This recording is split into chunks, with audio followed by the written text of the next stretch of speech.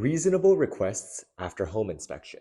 Well, what's reasonable? It actually depends on the negotiability of the counterparty and what position you're in.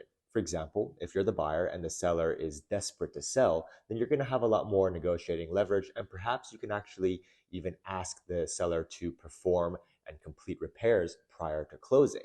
Now, if the seller has more leverage, or perhaps it's more equal of a playing field, then usually sellers will refuse to make repairs prior to closing for a variety of reasons, including the fact that sellers typically aren't general contractors, it might delay closing, and because the industry norm is for sellers to agree on a credit, a monetary credit with the buyer applied at closing instead of actual physical fixes.